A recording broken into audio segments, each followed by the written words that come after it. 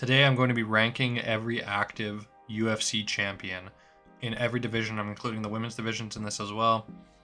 This is going to be a controversial list, potentially, but I just want to give a disclaimer. This is just my opinion based off of their previous performances, based off of title defenses, finishing ability, excitement, activity. I took all those things into consideration when I placed this list. And again, at the end of the day, it's just my opinion. If you guys have a different opinion, leave them down below. I'd love to hear how you guys think the champions stack up.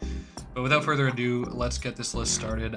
Also, I'd like to note that I am including Tom Aspinall as interim champion because he has the same amount of title defenses as the current heavyweight champion, and he's still listed as the interim champion on the UFC's official rankings, so for that reason he is included in this list. So there will be 12 slots here that I'll talk about today. At number 12, I have Juliana Pena. Not a big surprise that she's coming in at last place. Juliana Pena is coming off of an arguable robbery win over Raquel Pennington. Words I never thought I'd be saying, but she shouldn't have won that fight, and they're not even going to give Pennington the rematch. They're just moving on completely. They're saying, see you later. To be fair, Pennington was a terrible champion as well. That was just an overall horrible fight. But they're giving the next shot to Harrison. I think Harrison will probably beat Juliana Pena. Including this win over Pennington, Juliana only has 3 wins since 2019. And her title fight winning fight was a terrible robbery performance. So for all of those reasons, I have to have her in last place. Completely inactive, horrible boxing, and a robbery to win her title without a fight since. In 11th place, I am placing Valentina Shevchenko. Now, if I was making this list a few years ago, Shevchenko probably wouldn't be this low, but in her last 3 fights, she's 1 win, 1 draw, and 1 loss, and she's coming off of a snooze fest win over Grasso. It was probably the least entertaining out of the 3, and it was the one where she got the nod. She probably shouldn't have even won her fight over Talia Santos a couple years ago. She's been in a really rough patch, and she hasn't looked like the Shevchenko that we know, the finishing Shevchenko. She had an inflated win streak over Cans, and honestly, if it wasn't for Pena, she would be the worst active champ currently, in my opinion. I think that she's, with her win, ranking her current reign, with her win over Grasso, it was boring. She showed no initiative to finish the fight at all. She dragged out this trilogy that should never have been a trilogy for a couple years, and now she's just wasted some other, primes of contenders in that division stalling. I think that she is no longer in a place where she's an elite fighter, and she probably won't stay a champion for much longer. I'm thinking Fiorot will probably beat her, but we'll have to let time tell that tale. In 10th place with the first male champion on the list, this is going to get me some hate. Jon Jones. Now, before you go up in arms and pitchfork and torch me, okay? This placement's going to get me a lot of hate, I know that, but I'm keeping it real here, okay? He didn't defend his belt against an actively ranked fighter, and he defended his belt against Stipe. Stipe went on to immediately retire against a 42-year-old Stipe. That was coming off a loss years ago. So he's only had 2 fights in the last 5 years. And then, like I said, he defended his belt against a 42-year-old Stipe. It wasn't impressive. I think that Stipe took a round off of him. It shouldn't have went as long as it did. If you're gonna get a layup fight like that, you gotta go out there and finish him quickly. He didn't finish him on the ground in the first round there. I know that there's a couple other champions who don't have defenses on this list, but I think that if you're in a division that has an active interim champion who's fought and beat more top 10 ranked heavyweights than you have as the champion, and you still choose to fight Stipe Miocic and let Aspinall then defend his interim belt, that's just absurd. He's one of the least active ducking champions in the entire UFC, and if he doesn't get booked against Aspinall, he would get dropped to last. And honestly, Pena's fighting Harrison, Shevchenko's fighting Fiorot. They're fighting the deserving contenders in their divisions. Like, they're fighting the people that, the fans have been saying, this person needs the title shot, this person deserves the fight. They've stepped up and said, okay, we'll fight those people. If Jon Jones doesn't fight Tom Aspinall, in my respect, he is my least respect as a champion. And I know that's a controversial place. A lot of people say he's the GOAT and whatnot, but out of his Gon and Stipe performances, I'm not convinced. And his inactivity, everything surrounding him, the drama, the attitude, the ego, I just can't have him higher than this. In 9th place, man, this is going to be such a controversial... I can't wait to see the comment section on this video, I'll put it that way. I have Magomed Ankalaev recently crowned on last Saturday. I was saving this video for after UFC 313, and I'm glad I did because we have an and new champion. Alex would have been a lot higher on this list if he would have won. Obviously, he was super active, has a lot of finishing power. Magomed scraped by on a very close coin flip, 3-round, 48-47 over Pereira, where he went 0 for 12 on takedowns. I do have him higher than the rest due to the fact that he came in and did outstrike a dominant champion like Alex, but this was still just a weak title fight win, and he obviously has no title defenses yet, so he is at 9 for that reason as well. Obviously, he just won his championship, so I can't have him any higher. He didn't do it in a super dominant fashion. And I can't wait for the one light heavyweight title fight a year now, and it'll only be in Abu Dhabi. Anyways, moving on. At number 8, we have Belal Muhammad. Now, I like Belal.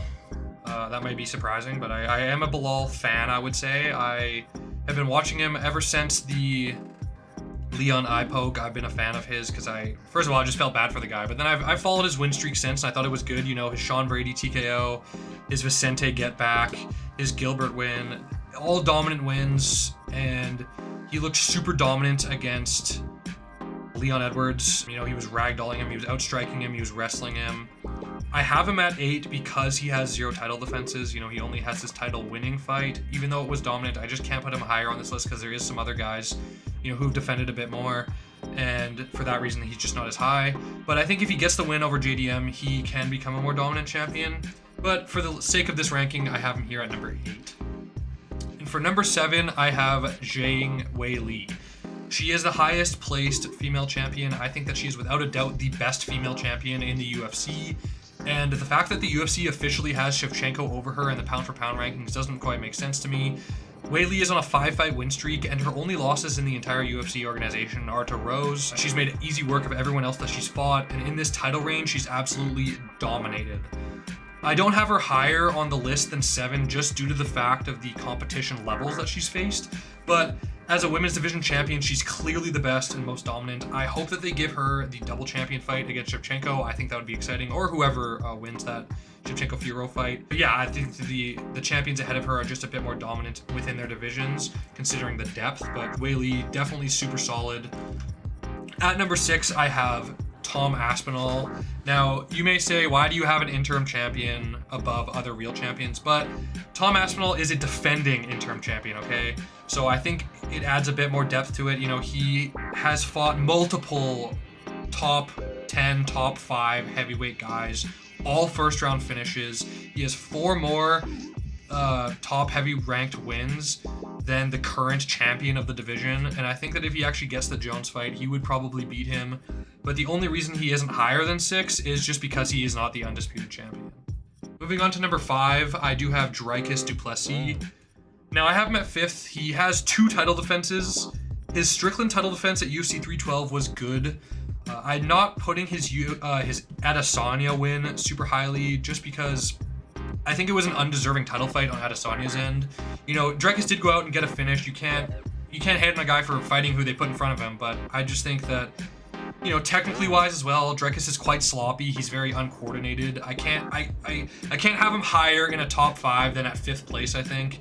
You know, but having wins over Whitaker, Strickland twice, and Izzy, and openly calling for the number 1 contender, like a lot of champions aren't doing that. I have to give him credit. He called for Khamzat. It can't be understated. He always has exciting fights, and he's always pushing for a finish, and that can't be said for some of the guys who were before him on this list.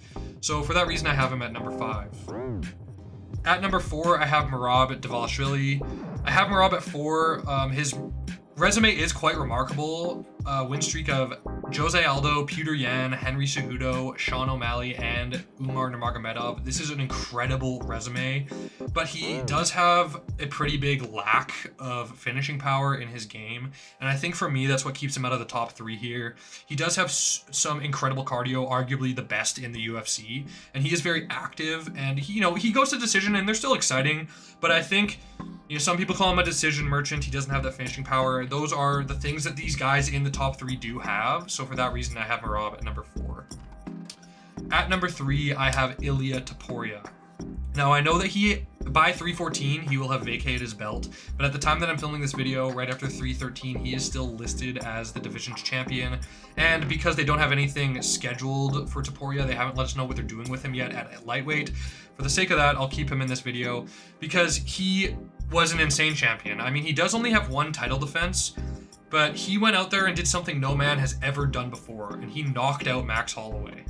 And in the fight before that, he knocked out long-reigning champion Alex Volkanovski, who had never lost at featherweight.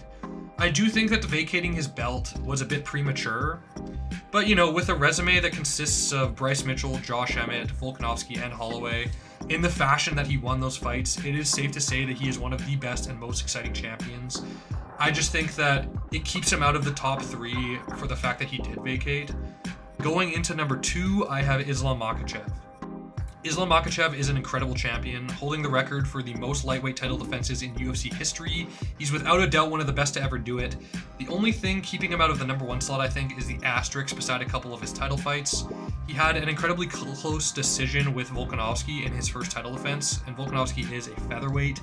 His next title defense was supposed to be a rematch with Charles Oliveira, but Charles got injured a week before, and so Volk stepped in on a week's notice out of camp and got finished quickly. And then again, it was a short notice fight for Volk, and he's a featherweight. So at this point, I was like, okay, 2 title fights in, 2 title defenses in, and none over a real lightweight.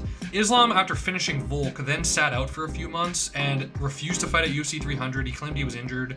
3 of his top 4 in the division took fights at 300, and then immediately when they were all had just recently fought and couldn't go into camp, he comes back looking for a fight and then fights against the only guy who was able at the time, and Dustin Poirier, and Dustin was only on a 1-fight win streak. After that title defense, which probably was one of his hardest fights, he was booked to fight the deserving number 1 contender Arman Tsarukyan, but Arman got injured on 1 day's notice, and 10th ranked Moicano had to step in, and he got easily subbed by Islam. Like, I don't want to take away from the fact that Islam is dominant. I mean, obviously, I have him at number 2 on my list. He's had an easy timetable, and he's had very favorable matchups, so for that reason, I just can't put him in the number 1 spot. And with that being said, leading into my number 1 ranked champion in the UFC, I have Alexandre Pantoja. Alexandre Pantoja has 9 wins over the current top 10 in his division, and if it weren't for Demetrius Johnson, I think he would be in GOAT talks for the flyweight division. I cannot think of a single champion more deserving of a double champ fight. I think if they booked him versus Merab, it would be an insane super fight, and it needs to happen. He is incredibly exciting. He's always pushing for the finish. He has knockout power. He has insane transitions. He has insane takedowns. He has submission threat. He just submitted Kai Asakura, Risen champion, in his last fight. Powerful hands for his size. And he's cleared out every single contender they've thrown at him. He's clearly beaten some of them multiple times. You know, he's beaten Moreno 3 times. He's beaten Royval twice. I think that if he doesn't have you respected as a champion, you're not paying enough attention. You know, he gives fights to the guys that some of the fans want to see him fight. He gives fights to the guys a bit more unknown, like the Urseg. You know, while still fighting the guys that are deserving, like the Royvals and the Morenos. I think if he does fight Kai Kara France, that's another name he'll add to his win streak. Obviously, we'll still have to see. But I would love to see if he gets past Kai Kara. I'd love to see that Merab fight, like I said. Pantoja is my favorite champion in the UFC at the moment as well, on exciting levels. Now that Alex is no longer a champion, I think that Pantoja is the most exciting guy you can watch. He never lets you down. He always goes out there and has an absolute war or has a quick finish. You're just never disappointed in his fights. I think he's the best active champion there is when you factor in title defenses and top 10 wins. Now, with all that being said, do you guys agree or disagree with my list ranking all the champions? I know I had some controversial opinions and some bold picks here and there, but I think that head to toe, my list is pretty solid. You know, factoring in title defenses and activity and finishing power, I think I have a pretty solid list. You could obviously argue here or there, moving a couple guys a couple slots, but let me know what you guys think down below. Who do you have as your number 1 and your number 12 champion in the UFC? I'm excited to know. Let me know who you guys think is the worst and the best active champion right now. And thanks for watching. I'll see ya.